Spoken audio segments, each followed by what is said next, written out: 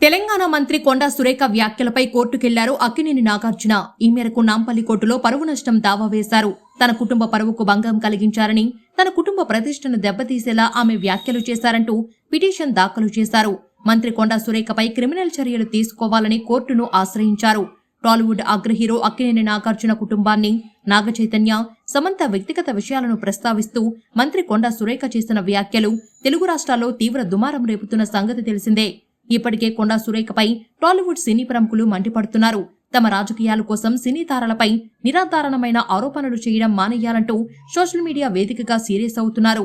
ఈ క్రమంలో నాంపల్లి కోర్టును ఆశ్రయించారు నాగార్జున.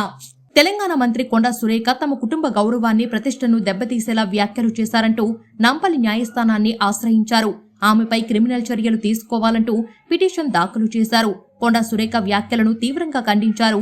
టాలీవుడ్ హీరో విజయ్ దేవరకొండ. ఏం జరిగిందో దాని గురించి నేటి రాజకీయ నాయకులు, వారి ప్రవర్తనపై నా ఆలోచనలు, భావాలను మంచి భాషలో వ్యక్తీకరించేందుకు కష్టపడుతున్నాను.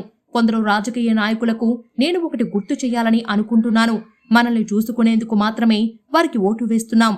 మౌలిక సదుపాయాలు, పెట్టుబడుల గురించి మాట్లాడటానికి, ఉద్యోగాలు, శ్రేయస్సును తీసుకురావడానికి, ఆరోగ్యం, విద్య సౌకర్యాలను మెరుగుపరచడం మొదలైన వాటి కోసం ఓట్లు వేస్తున్నాం. కానీ ఇలాంటి మాటల కోసం కాదు. ఇక ఈ దిగజారుడు రాజకీయాలు చాలు అంటూ ట్వీట్ చేశారు.